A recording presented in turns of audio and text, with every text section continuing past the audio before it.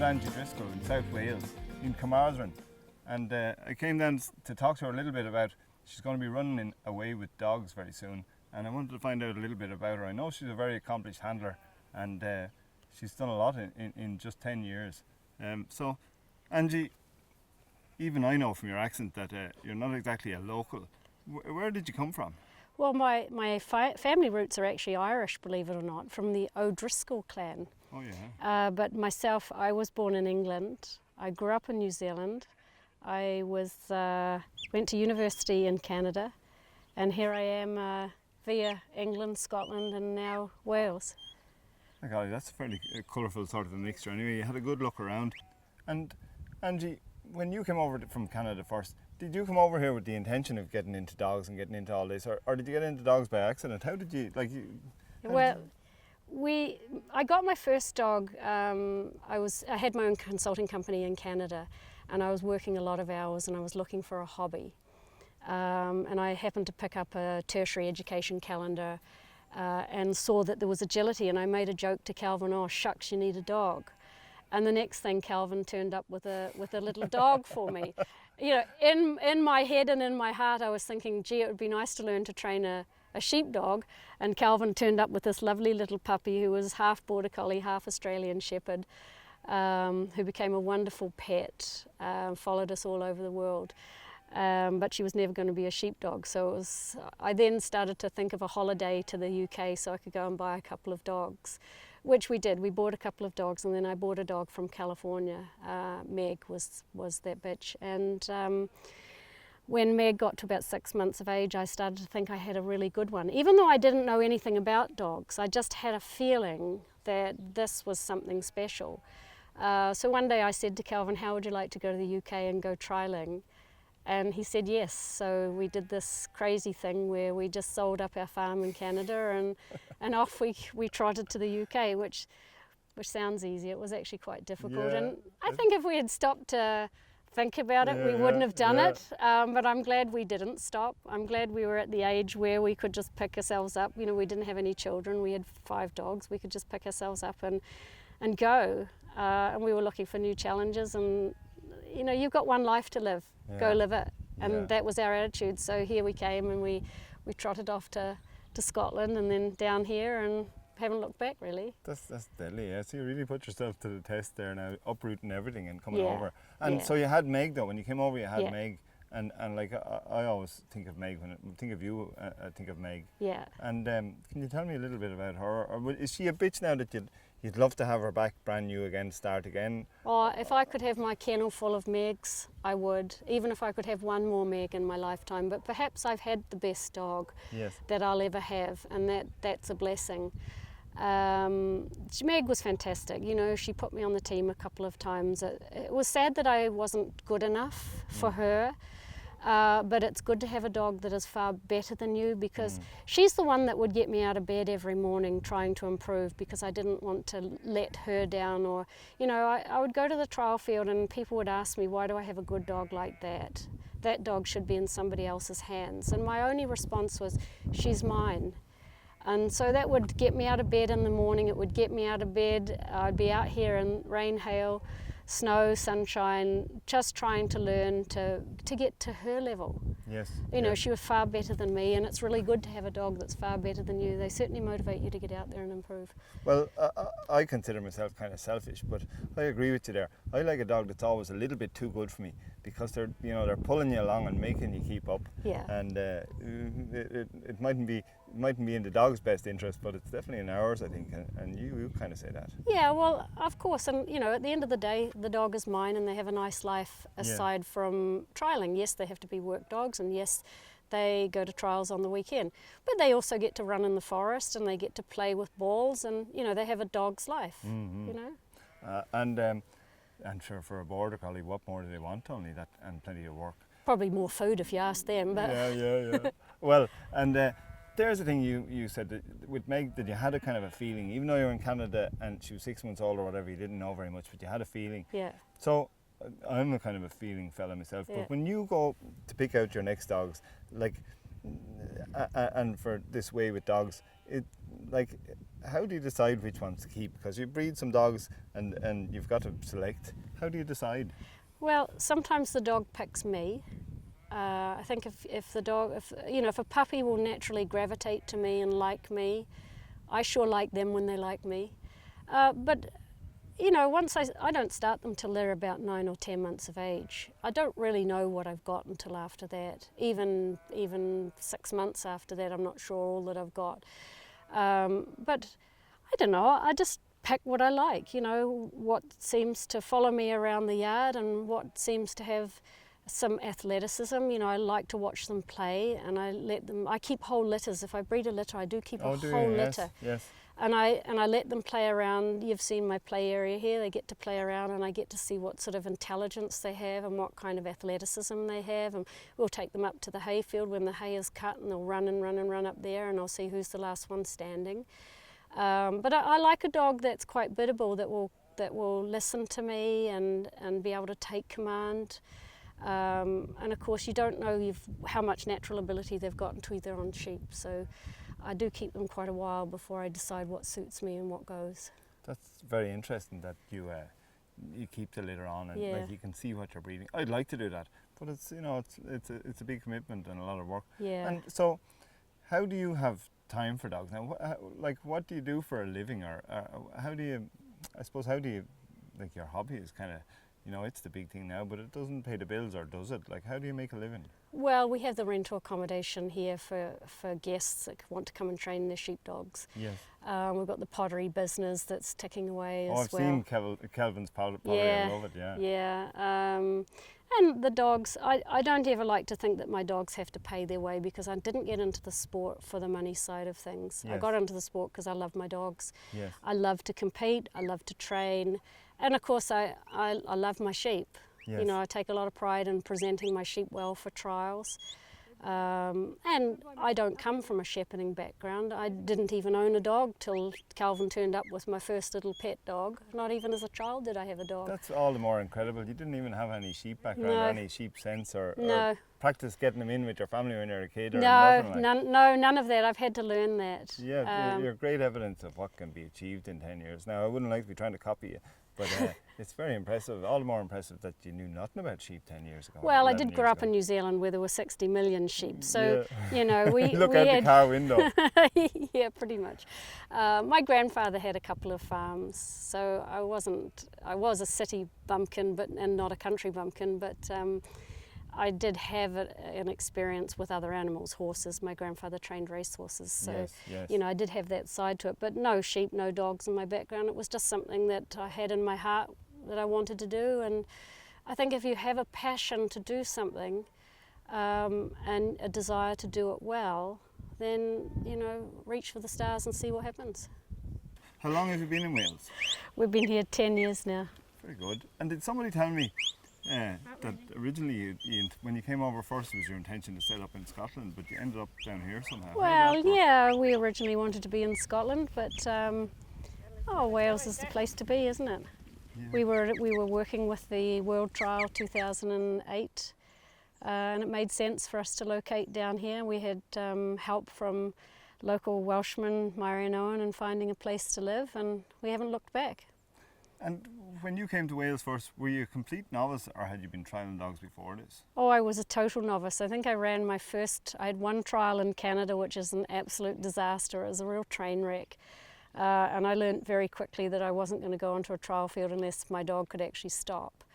And then the next time I trialled was actually in the nurseries in Scotland at the end of, beginning of 2008. So when I started trialling here in Opens in 2008, I was very much a novice. Yes, and so 2008, that's only 10 years ago. Yeah. And you've done so much since.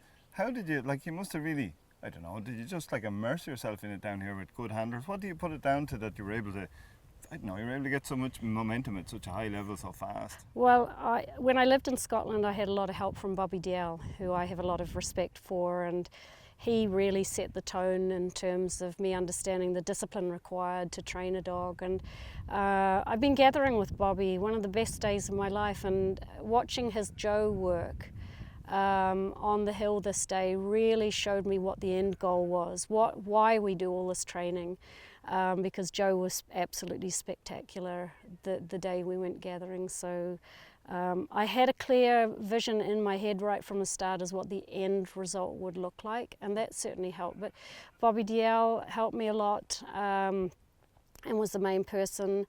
But I also learnt from a lot of people just watching them: Kevin Evans, Nigel Watkins, Aled Owen, Medwin Evans, Alan Jones Devati, Alan Jones Slatin. Watching those good handlers handle a dog, you can learn a lot about how they train by how they trial. Yes, I heard Gwyn Jones said that to me before. He said, Yeah. Paddy, watch good handlers. Yeah. But I still don't understand what he means. But you obviously were able to put it into practice. Well, they could get around the course with fewer points lost than I could, so they were obviously doing something a lot better than me. So I used to watch, I still do watch what they do, and Gwyn Pamagno has been an important person in my life as well, and I've seen him run fantastic runs and just do little moves that you look at and you think, wow, how did he do that? A little move with his hand in the shedding ring sometimes could get a split, whereas I would struggle to get a shed done. So it's really important, I think, to watch these good handlers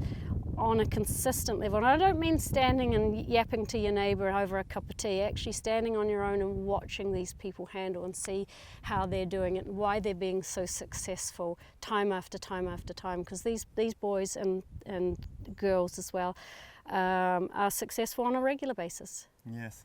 And like when I came here today, the first thing I noticed was the shield from last year. And so to win, and I'd imagine for a lady too, it must be difficult to come over to Wales and to win the national like you did last year.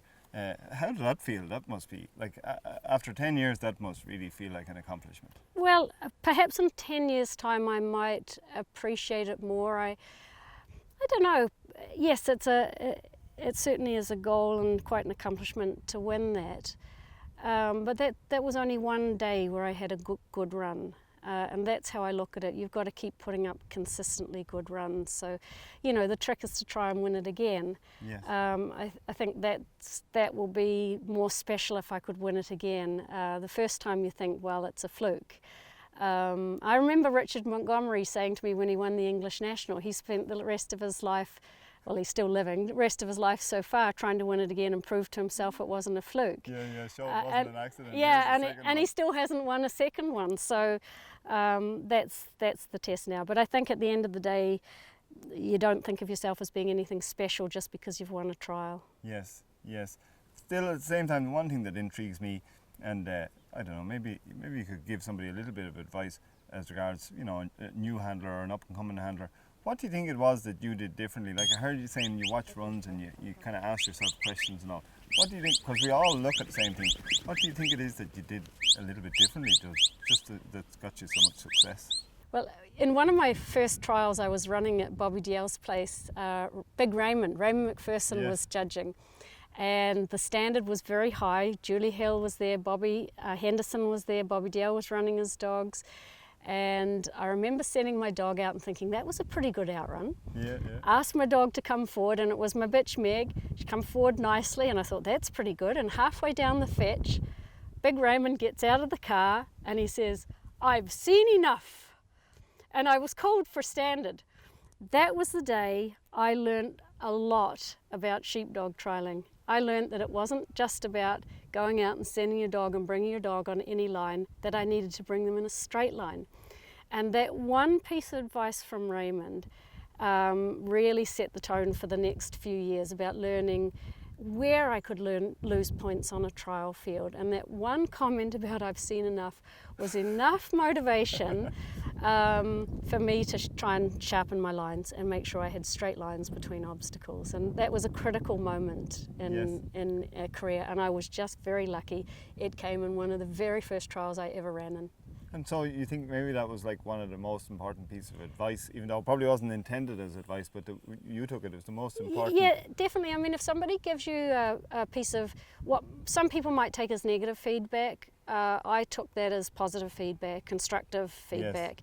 And I think if you get that from somebody, if somebody's very blunt with you, that's how I learn the most, is when people are very blunt with me. And perhaps that's why I got on so well with Bobby DL, was that he could say things to me in a very blunt way, and I never took offence to them. It was Yes. like, I've just got to go out and improve. And I was lucky enough that he shared his knowledge and wisdom with me for a few years.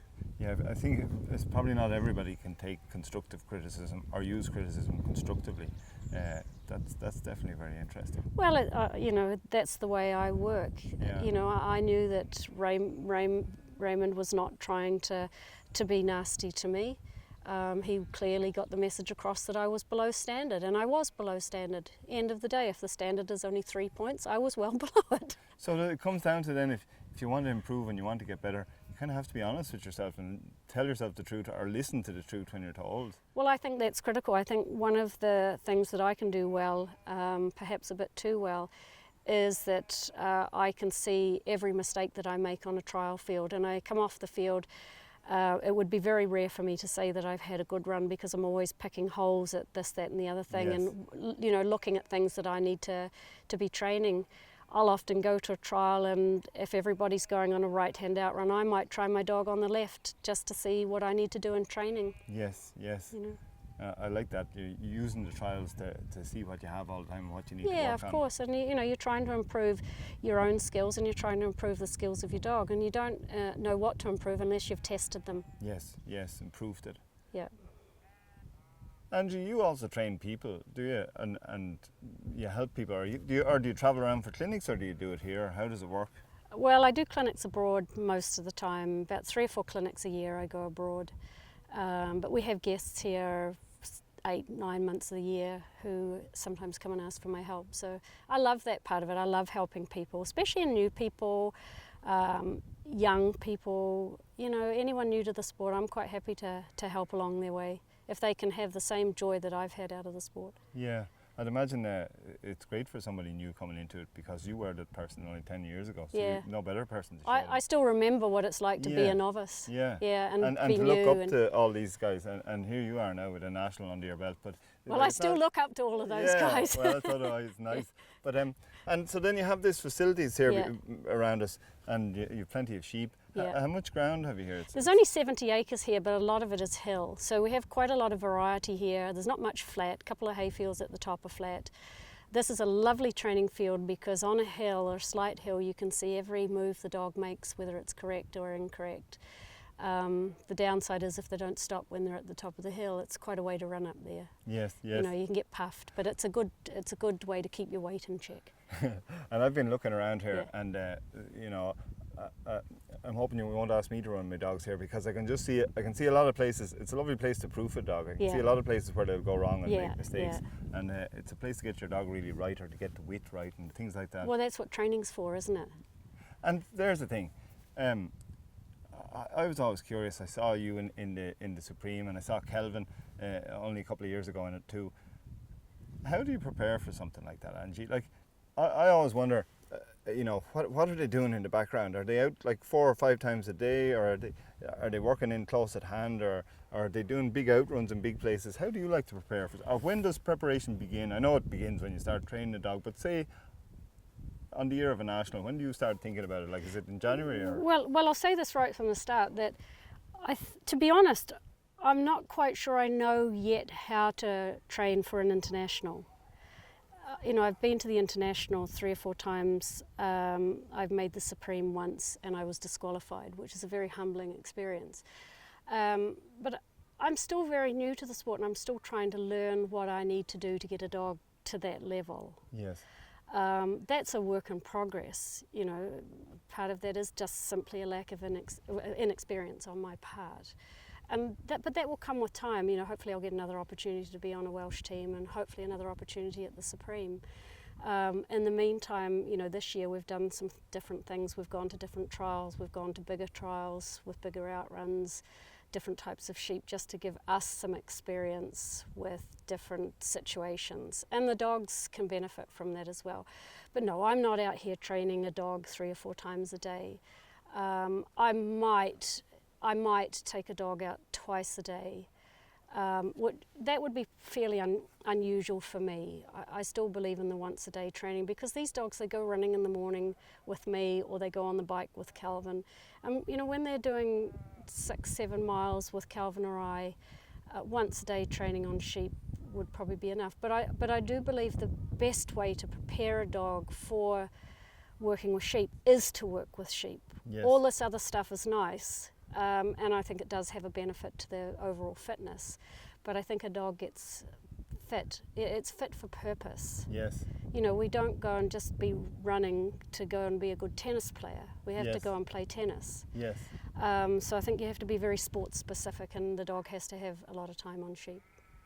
And so now we'll have Away with Dogs coming up very soon. I know it's not till September, but September is coming around fast. Yeah. And have you thought much about that? Like, you'd be aware of the competition. You're in lovely company for it. Well, what's it like, or what's it like at this stage, or what was it like to find out you were going to be in there? Well, I think it's a bit daunting, really, because the competition, they're the best in the world, aren't they? And I don't put myself at that level. It's a level that, you know, obviously I aspire to, and winning a national is a step towards that. But, you know, these guys are far above me. But that, you know, it was daunting to start with, but that's the fun of our sport. It's going to be one hell of a good clinic for me to watch these good handlers handling their dogs, you know, and I think it's a privilege to be in that company, although I think I'll probably be outclassed. But you never know. Sheepdog trialling is a fickle thing. You know, you can have a good run on one day and pull a rabbit out of the hat, as I did last year. Or you can have a bad day and you just suck it up, because that's what the sport is about. I see what you mean about the pulling the rabbit out of the hat, but only if it's kind of a 15 a day national. But like last year, you had to go out and run off, and like you were in some fairly serious company there. Like, to me after that, it's no accident. But when you went out in the run off for the national, or like when you go out and Away with Dogs, what are you thinking in your head? Because I haven't been at that level, so I don't know what's going on up here. Well, the story to last year was when Gwyn Penmacno was dying. I went to visit Gwyn before the Welsh National, and I hadn't had a very good year up till then, and I didn't have a lot of confidence. And Gwyn and I had a wee chat, and he asked me a few questions, and you know, the main thing that I came away with from that chat was how much he believed in me. And when I stood up on that post, I thought, well, if Gwyn believes in me, then I better pull my socks up. And I knew this was perhaps my last chance to win a national with Gwyn alive. So Angie, you've got a few dogs there. Have you thought about who you're going to run in Away with Dogs? Yeah, I'm going to run a 4-year-old dog called Meze. He's a son of my bitch Meg, the last pup born from her. Yes. So I've got a wee soft spot in my heart for him. And can you tell us a little bit about why you like him, or why he gives you confidence? Or Well, he's a little scallywag, for one. I like little scallywags. I like a dog with a bit of character. Yeah. He's a highly intelligent dog. He's one of the cleverest dogs I've ever had.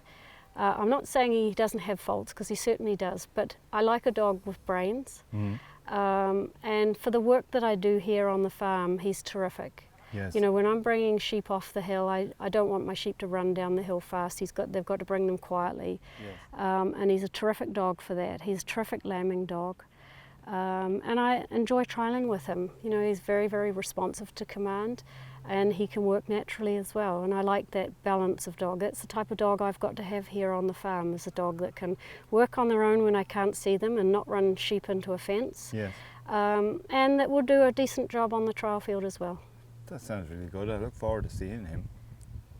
Angie, it was lovely to come here today and to meet you and Kelvin and to drink some tea and tell some stories. It's been great talking to you. Thanks very much. Thank you very much for coming.